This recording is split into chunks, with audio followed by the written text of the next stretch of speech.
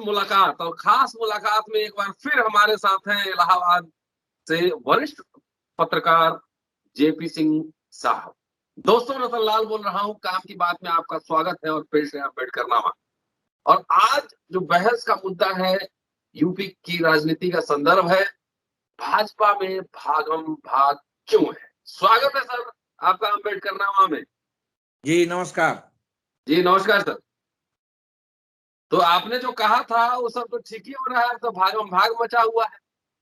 2 cabinet minister चले गए, अगली बारी किसकी।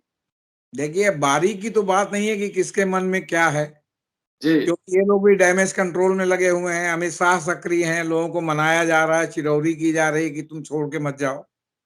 जी लेकिन यहाँ मूल में मुख्य बात ये नहीं है कि लोग छोड़ के जा रहे हैं।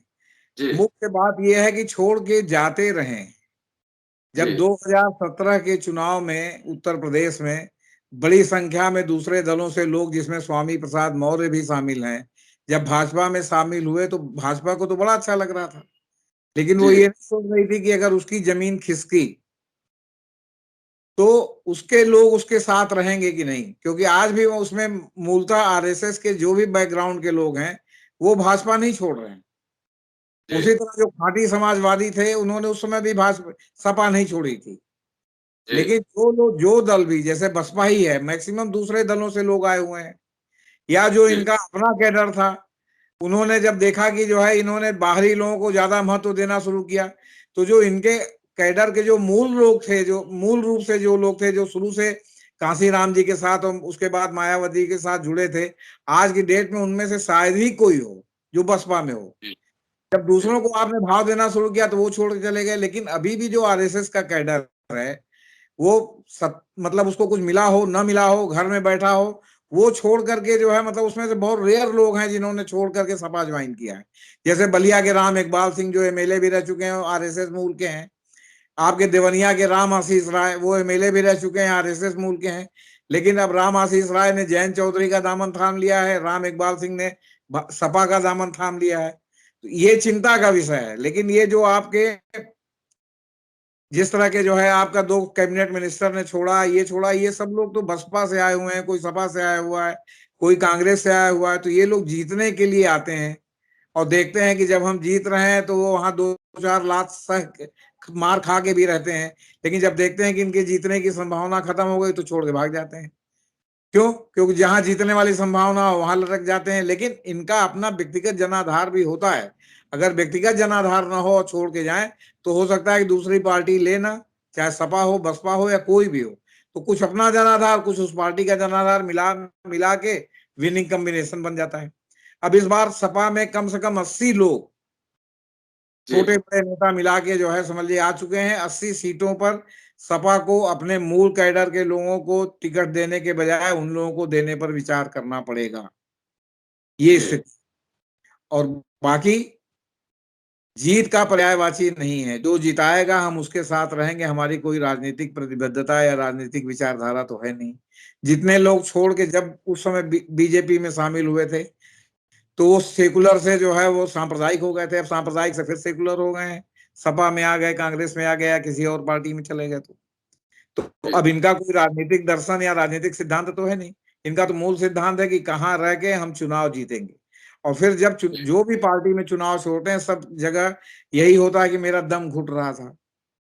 जी और उनका जो एजेंडा होता है कि दबे कुचलों को भाव नहीं दिया जा रहा था, तो हमारे जो है वो क्या कहते हैं, मतलब जातिवाद चल रहा था तो हमको भाव नहीं दिया रहा था। ये तो हर बात का बहाना है।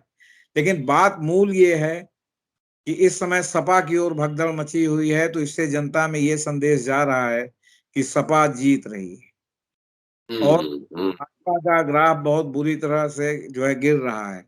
और रही सही कसर ये सब मोदी जी की जो रैली हुई, या जो उत्तर प्रदेश में और तमाम लोगों की, नड्डा से लेके स्मृति ईरानी से लेके अमित शाह से लेके आपके योगी के मंत्रियों के लेके प्रदेश अध्यक्ष को लेके जो रैलियां हुई और जिसमें खाली कुर्सियों को इन्होंने संबोधित किया, जिसके वीडियो से सोशल मीडिया भरा हुआ है, उसे देखते हुए तो यही है ना कि जमीन खसक गई। तो जमीन खसक गई है और जिसके पास संभावना है छोड़ के दूसरे जगह जाने की, और जिसके जाने में उसके जातिगत समीकरण के अनुसार, उसके दबंगई के अनुसार, उसके राजनीतिक व्यक्तित्व के अनुसार प्लस माना जा रहा है। उनको जो है लेने के लिए कोई भी तत्पर है, तो इस समय सपा की बाजार गर्म है तो सपा ले रही है। लेकिन सपा ने सर स्पष्ट कर दिया था कि जो 47 सीटें उसने जीती हैं उस पर हम किसी को भी लेके किसी नए आदमी को के एप्लीकेशन को इंटरटेन नहीं करेंगे। उस 47 सीट के अलावा जो सीट होगी उसको इंटरटेन करेंगे।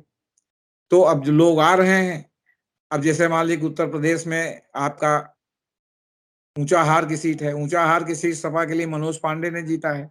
अब स्वामी प्रसाद मौर्य ऊंचाहार के हैं और उनका ऊंचाहार के प्रति प्रेम हमेशा जागृत रहता है। वो चाहते हैं कि वहां से उत्कर्ष मौर्य को टिकट मिले, उनके पुत्र को। लेकिन अब वहां मनोज पांडे है तो सपा, तो हमें नहीं लगता कि मनोज पांडे का टिकट काट के उत्कर्ष को देगी। उत्कर्ष को भले इलाहाबाद में फाफा मऊ से लड़ा दे, ये भी आपके यहाँ हमेशा जो है अक्सर मौर्य सीट है, मौर्य विक्रमादित्य मौर्य जो है भाजपा से जीते हुए हैं, तो हो सकता है वहां से लड़ा दे। तो इस तरह की तमाम चीजें हैं, लेकिन कम से कम 80 सीटें ऐसी हैं जहां सपा को दूसरे दलों से आए हुए जो बड़े नेता हैं या एमएलए हैं या पूर्व एमएलए हैं उनको टिकट देना पड़ेगा। अब उसमें आरएसएस से के मूल लोगों ने कम छोड़ा है, जो दूसरे दलों से भाजपा में शामिल हुए थे, जो भाजपा ने अपने विस्तार के तहत उनको शामिल किया था, लेकिन आरएसएस ने उनको अपना नहीं माना। तो वो लोग जो है वो मतलब अब जब उल्टी गंगा बह रही है तो वो उल्टी गंगा में डुबकी लगाने के लिए जो है उनको छोड़ के दूसरे तरफ जा रहे हैं।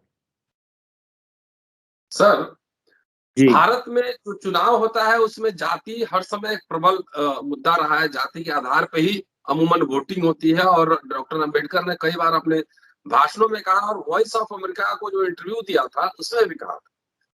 और लेकिन आजाद भारत में कभी बड़े नेता ने जाति के नाम पर कभी संबोधन नहीं किया चुनाव में, भले ही इक्वेशन बनता रहता है उस तरह से। लेकिन नरेंद्र मोदी पहले ऐसे प्रधानमंत्री थे जिन्होंने अस्मिता का सहारा लिया अपने चुनाव में। तो पॉइंट देखिए, ये है कि दलित पिछड़ा के नाम पर भाजपा सत्ता में आई थी, क्योंकि आरएसएस और सवर्ण वोट के बल पे तो जीत नहीं सकता बीजेपी। तो क्या इन्हीं की वजह से भाजपा की विदाई भी होगी, पिछड़ों दलितों की वजह से भाजपा की विदाई भी होगी? देखिए इसमें मेरा मानना है, अंबेडकर जी ने जो भी कहा हो और लोगों ने भी जो भी कहा हो या पहले के लोग इसका सहारा नहीं लेते थे, लेकिन जब आजादी मिली तो आजादी के जितने भी नायक थे जी मैक्सिमम सवर्ण थे, और कुछ जो है उसमें दूसरे भी ओबीसी और उनके भी लोग थे, तो मैक्सिमम उसमें सवर्ण थे और सभी आजादी के नायक थे। और जो हम लोगों का वर्तमान भारत है तब वो वर्तमान भारत नहीं था, वो अंग्रेजों का गुलाम था और अंग्रेजों के गुलामी से आजादी मिली थी।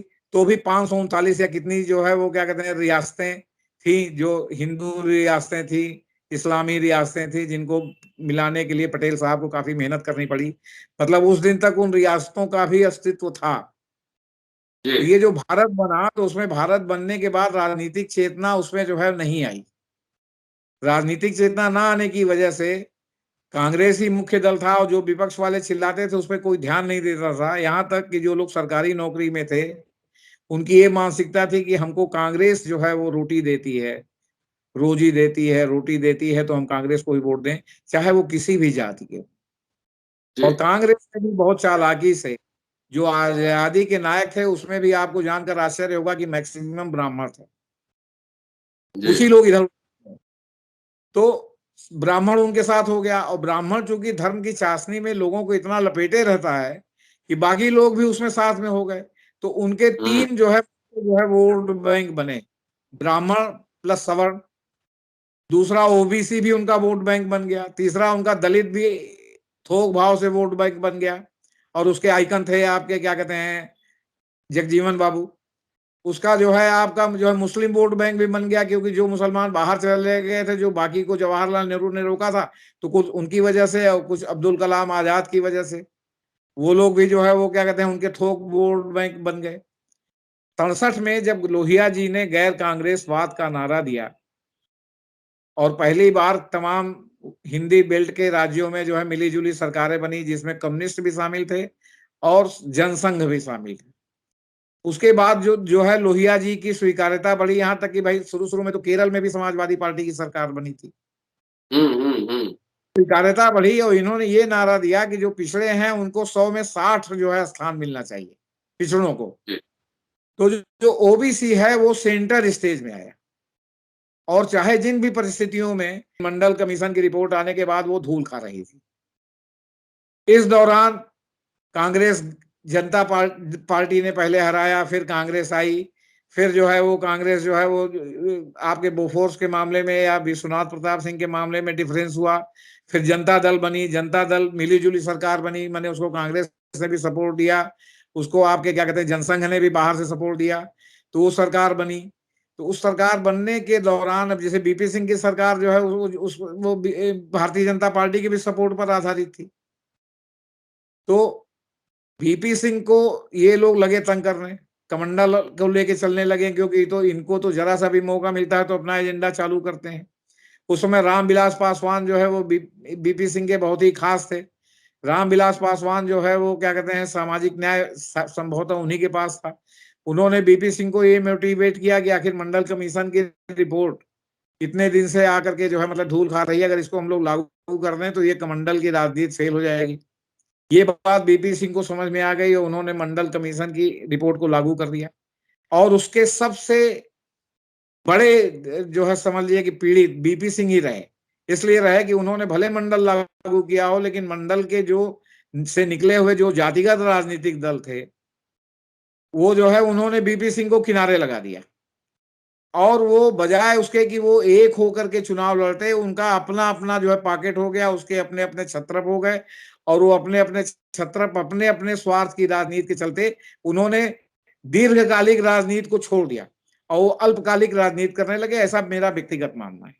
जी जी जी पता है कि आपका डिफरेंस हो या और लोगों को भी इससे डिफरेंस हो। नतीजा था कि जो मंडल कमीशन वाले जितनी भी जातियां थी आपके यादव उत्तर प्रदेश और बिहार को छोड़कर बाकी सब बिखर गई, सब किसी न किसी का वोट बैंक बन गई और उनके छत्रपों का जहां भी वो जो है उल्लू सीधा होता है, जहां से कुछ माल मिल गया, जहां से कुछ वो मिल गया, जहां से कोई पद का लालच मिल गया, उधर वो ढुलक जाते हैं। उनका ओबीसी राजनीति के प्रति उनका कोई भी आग्रह नहीं है। उनका केवल आग्रह इतना है कि उनके निजी हित पूरे हों, उसका बाकी और जो है मतलब कोई मतलब नहीं है। तो ये पोजीशन थी सर। तो अब सवाल इस बात का है कि जो नरेंद्र मोदी हैं वो आरएसएस ने भी समझ लिया इस बात को कि केवल हम ब्राह्मण और सवर्ण को लेके चलेंगे तो 85 बनाम 15 हो जाएगा, हम कभी भी सरवाइव नहीं कर सकते। तो उन्होंने जातिगत अस्मिता को नष्ट करने के लिए उन्होंने जो है वो हिंदुत्व की अस्मिता जागृत की कि जो हिंदू है चाहे दलित हो तो हिंदू है, और उसके लिए उन्होंने धर्म आस्था का जो है वो डोज जो है उनके भीतर बढ़ा दिया। आज की डेट में भी अगर आप व्यक्तिगत रूप से देखेंगे तो दलित और ओबीसी जिस तरह धार्मिक कर्मकांड कर रहे हैं उस तरह शायद सवर्ण नहीं कर रहे हैं। चाहे आप दुर्गा पूजा का त्योहार देख लिए, चाहे आप दिवाली देख लिए, चाहे आप सरस्वती पूजा देख लिए, चाहे आप लक्ष्मी पूजा देख लिए, या आपका जो है क्या कहते हैं रामलीला देख लीजिए, कुछ भी देख लीजिए, तो इसमें जो है उनकी भागीदारी बहुत बढ़ गई है क्योंकि उनको ऐसा धार्मिक वो पढ़ाई। अच्छा, फिर मुझे मेरा ये भी मानना है कि जो उनकी लीडरशिप थी पता नहीं क्यों वो शुरू से बहुत डिफेंसिव थी ये आस्था के मामले को लेके, उसने कभी नहीं लिया। जैसे आपके उत्तराखंड में उस भोजन माता ने जो है स्टैंड लिया और लेने के बाद वहां के जो दलित लड़कों ने स्टैंड लिया, ये स्टैंड अगर पूरे देश में दलित और ओबीसी ले लें कि तुम हमें छोड़ोगे, हम ही तुमको छोड़ देंगे, हम तुम्हारा कुछ भी जो है स्वीकार नहीं करेंगे, तो देखिए कि उस दिन क्या होता है। लेकिन ये तो जैसे लगता है कि अगर ब्राह्मण देवता ने बुला करके इनको कुर्सी पर बैठा लिया तो फिर इनको लगता है कि हमें तो ब्राह्मण देवता ने बैठा लिया, अब हमारा जो है हमसे बड़ा तो इस पृथ्वी पर कोई नहीं है। और ये नहीं समझते कि उन्होंने जो है क्या कहते हैं बाबू साहब ने या ब्राह्मण देवता ने उनको बैठा लिया तो उसके एक बार तो ठाकुर साहब तो हो सकता है कि बराबरी पर भी ध्यान दें, जमींदार रहे हैं, सबको साथ लेके चले हैं, लेकिन ब्राह्मण देवता ने बैठा लिया तो बिना स्वार्थ के तो बैठा नहीं सकते आप। चाल चरित्र चेहरे में ही ये बात नहीं। और फिर इनकी चट भी मेरी पट भी मेरी, पैसा मेरी मुट्ठी में। जैसे कमजोर हैं तो सुदामा बन जाएंगे और मजबूत हैं तो परशुराम बन जाएंगे। एक ही साथ दोनों व्यक्ति तो साथ चलता है इनके। जहां आपसे बता दें, पहले ये लोग किसी भी दलित के यहाँ ओबीसी के यहाँ जल्दी कथा कहने नहीं जाते थे, अब दक्षिणा मिलने के लिए कहीं भी जाने के लिए तत्पर है। दक्षिणा चौचक मिले तो देखिए कहीं भी आके कोई कर्मकांड कराएंगे, और पहले तो कहेंगे कि आप तो इसके पात्र ही नहीं, आपको कर्मकांड करने की कोई जरूरत ही नहीं है। और फिर जो दलित और ओबीसी हैं, जिनके यहाँ कोई कर्मकांड नहीं होता था, उनको भी बड़ा बनने के लिए कर्मकांड की जरूरत है, क्योंकि जब तक वो कर्मकांड नहीं करेंगे तब तक वो बड़े नहीं बन पाएंगे। जब तक वो बड़ों की नकल नहीं करेंगे तब तक वो बड़े नहीं बन पाएंगे। ये सारी चीजें हैं सर इसमें। सर ये उत्तर प्रदेश में अभी मतलब मेरा कहने का मतलब था कि बहुत सारे पिछड़े नेता भाजपा में गए थे, वो सब वापसी बहुत लोग कर रहे हैं। तो मेरे कहने का मतलब वही था कि जिनके बल पे सरकार बनी थी वही लोग खिसक रहे हैं, तो सरकार जाने वाली है। नहीं, सरकार तो जाने वाली, तभी तो भगदड़ मची है इतने बड़े पैमाने पर, और वन साइडेड है। वो तो मान लिया किसी किसी को तोड़ते हैं, लेकिन यहाँ तो वन साइडेड भगदड़ मची हुई है। और ये भगदड़ जो है वो चुनाव के पहले से ही मची हुई है। अभी चुनाव रात जो मची है इसके पहले से ही तो उधर जाना लोगों ने शुरू कर दिया है। और अखिलेश यादव ने भी जो स्ट्रेटजी बनाई कि भाई 47 सीटों पर हम कोई समझौता नहीं करेंगे, जो हमारे सिटिंग मेंबर हैं, बाकी जो लोग आते हैं स्वागत है। तो वहां भी ऐसा तो है नहीं कि सब भिड़िया दसान है जिसको चाहे उसको ले लें, वो भी स्क्रूटनी करके ले रहे हैं। वो भी जो पहले से बात हुई है उससे ले रहे हैं, वो भी स्ट्रेटजी से ले रहे हैं कि जब चुनाव घोषणा हो जाएगी तब बड़े बड़े नामों को हम शामिल करेंगे ताकि रोज खबरों में बने रहें। दारा सिंह चौहान कल भी इस्तीफा दे सकते थे स्वामी प्रसाद मौर्य के साथ, लेकिन कल स्वामी प्रसाद ने दिया तो आज दारा सिंह ने दिया, दोनों सुर्खी बना हुआ है। अब कल देखिए कि कौन देता है। तो ऐसे तमाम लोग शामिल हैं। दूसरी बात यह है कि जो भी मौसम विज्ञानी हैं वो हमेशा तो मौसम के साथ रहते हैं ना सर। उसको जो है वो अखिलेश न ले बात अलग है, या उनका कोई आग्रह दुराग्रह हो बात अलग है। फिर अखिलेश ने राम गोपाल जी को भी समायोजित कर रखा है और शिवपाल यादव को भी समायोजित कर रखा है। अब की बार परिवार में कोई विग्रह नहीं है, और विवाद से बचने के लिए उन्होंने सारा टिकट वितरण अपने हाथ में ले रखा है। पिछली बार राम गोपाल चाचा को दिया था तो तमाम विवाद पैदा हो गया था। अब की बार तो ऐसा है नहीं, अब की बार तो खुद टिकट देख रहे हैं। उनको भी जिनको कहना है उनकी सिफारिश कर रहे हैं, इनको भी जिनसे कहना है उनकी सिफारिश अखिलेश से कर रहे हैं, अखिलेश माने या ना माने। और फिर हर सीट पर ये देखा जा रहा है कि कौन जीत सकता है, कौन विनिंग कैंडिडेट है, क्या वहां का जातिगत समीकरण है। अब जाति तो मंडल आयोग के बाद इतनी महत्वपूर्ण हो गई है कि जिस तरह पहले जो है लोग ब्राह्मण दलित और वो मुस्लिम बन करके जो है वो क्या कहते हैं कांग्रेस को जिताते थे, तो सभी जातियों की अस्मिता पैदा हो गई कि अपने ग्रुप को पहले जो है एकजुट करो। तो सारे तो एकजुट होके सारे तो नेता बनेंगे नहीं, अब उसमें 1 2 3 छत्रप हो गए। अब जो छत्रप हो गए वो जो है वो अपना राजनीतिक हित सीधा करने लगे। उनको बाकी कम्युनिटी के डेवलपमेंट से कोई मतलब नहीं है, आप जान लीजिए। उनको चाहे जितनी बड़ी कुर्सी पर आप बैठा दीजिए, और अब तक भी जो लोग बैठे रहे हैं जातिगत अस्मिता के नाम पर, उन्होंने अपने समाज का कोई भला नहीं किया। सर ये जो अभी स्वामी प्रसाद मौर्य के खिलाफ वारंट निकला है, ये एक राजनीतिक मामला है, कैसे देखा जाए इसको? देखिए, इसको आप राजनीतिक मामला भी देख सकते हैं, और बाकी तो ये उनके मतलब क्या कहते हैं शस्त्रागार में तमाम शस्त्र हैं जो दबे हुए हैं, जब मौका मिलता है तब वो निकालते हैं। आपने देखा होगा कि पिछले 5 साल से 17 से लेके 22 के बीच में अखिलेश जी का कोई भी बयान आता था तो बहुत ही गार्डेड आता था। तमाम लोग कहते थे कि विपक्ष कहाँ है। वो तो जिस समय से चुनाव का माहौल बना उस समय से वो मैदान में आ गए, और मैदान में आते ही जो है वो पता चल गया कि विपक्ष अब यही है।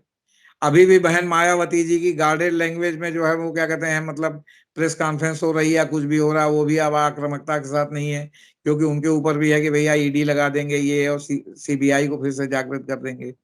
तो सवाल इस बात का है कि लेकिन वो विपक्ष पैदा हो गया है ना अब। क्योंकि पहले लोग कह रहे थे विपक्ष कहाँ है, सबसे पहला सवाल था, आरएसएस का नैरेटिव था कि विपक्ष कहाँ है, पब्लिक डोमेन में विपक्ष कहाँ है, विपक्ष तो है ही नहीं, मैदान खाली है। तो अखिलेश कहाँ से आ गए आप बताइए हमको। सर्वशक्तिमान भाजपा और आरएसएस संघ परिवार, सर्वशक्तिमान अब शक्ति का क्षय हो रहा है। शक्ति के क्षय की बात नहीं है सर। इस समय जो कैडर है आरएसएस का वो बहुत खुश भी है और दुखी भी है। दुखी इस बात से है कि भाजपा की सरकार जा सकती है, और खुश इस बात के है कि जिस तरह से इन्होंने बाहरी लोगों को लाके हम लोगों को हाशिए पे डाल दिया। 40-40 साल पुराने, 30-30 साल पुराने जो आरएसएस के कार्यकर्ता, हार्डकोर कार्यकर्ता हैं, जो कभी भाजपा बन जाते थे, कभी आरएसएस, मूल आरएसएस रहते थे, और जब न तब भाजपा बन जाते थे, चाहे कैंडिडेट के रूप में, चाहे जो है मतलब क्या कहते हैं किसी पद पर विराजमान होने के रूप में। जब ये बाहरी लोगों का इसमें भयानक रूप से प्रवेश हुआ तो उसमें ये सारे लोग मैक्सिमम हाशिए पे डाल दिए गए। अब आप इसको भी पूछेंगे कि क्यों हाशिए पे डाल दिए गए? क्योंकि जो भी आरएसएस का आदमी है, अगर आप उसके प्रोफेसर हैं, तो दिन में आप अगर एक बार मिलेंगे तो हो सकता है एक बार आपका पैर छू के आपको प्रणाम कर ले। लेकिन अगर दिन में आप 5 बार मिलेंगे, तो पांचों बार आपका पैर छुए, ये संभव है? हम्म, लेकिन जो नए लोग आए, वो नए निजाम में नए आकाओं का अगर दिन में 5 बार मिलते हैं तो पांचों बार पैर छूना अनिवार्य है, वरना उनकी निष्ठा पर संदेह किया जाएगा। ये अच्छा।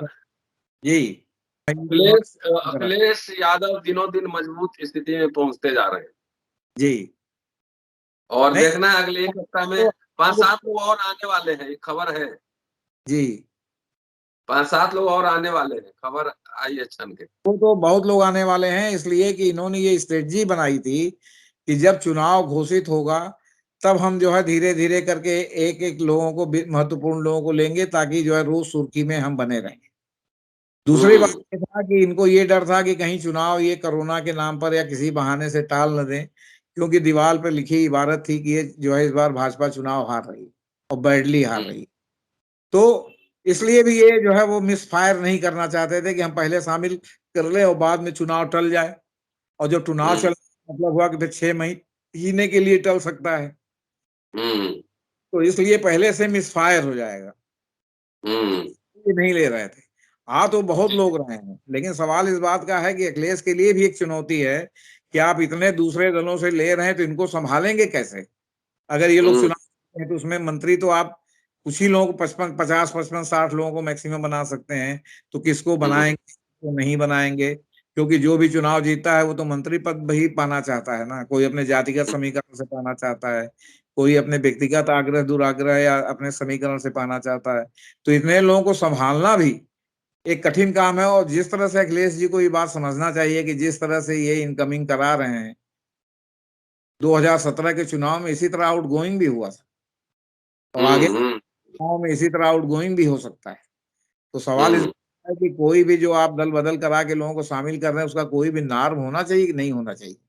या हम्म आप आने के लिए कोई भी समीकरण बनाएंगे तो उस समीकरण बनाने के बाद उसको संभालना कितना मुश्किल होता है, ये राजनीति तो जी सभी जानते हैं। तो जिस तरह लोग इनमें शामिल हो रहे हैं, इससे माहौल तो बन रहा है कि हल्ला बोल हो गया कि बस ये जीत रहे हैं। लेकिन सवाल हम्म है कि जो लोग जीत के सब इतनी बड़ी संख्या में अगर आते हैं, तो उनको आप समायोजित कैसे करेंगे? उन सारे लोगों को संतुष्ट कैसे रखेंगे? क्योंकि सभी जी तो मंत्री बनना चाहते हैं, सभी तो मंत्री बनने के लिए सही आप आ रहे हैं, और सभी अगर अपने जातिगत समीकरण से आ रहे हैं, तो उनके जातिगत अस्मिता का भी सवाल है कि उनको मंत्री बनाया जाएगा कि नहीं बनाया जाएगा, ये बात है। चलिए सर, शुक्रिया। और नजर बनी रहेगी उत्तर प्रदेश को, आपकी नजर से हम लोग देखेंगे क्या क्या चल रहा है राजनीतिक समीकरण। दोस्तों, ये थे वरिष्ठ पत्रकार जेपी सिंह साहब। वो बेबाक बोलते हैं, बेधड़क बोलते हैं, तो जो बोलना होता है स्पष्ट रूप से बोलते हैं। पूरा वीडियो सुनिए और उत्तर प्रदेश की राजनीति की जमीनी हकीकत को, हालात को समझिए, शेयर करते रहिए। शुक्रिया। Keep watching and sharing Ambedkar नामा। फिर आपसे मुलाकात होती है। शुक्रिया सर, थैंक यू।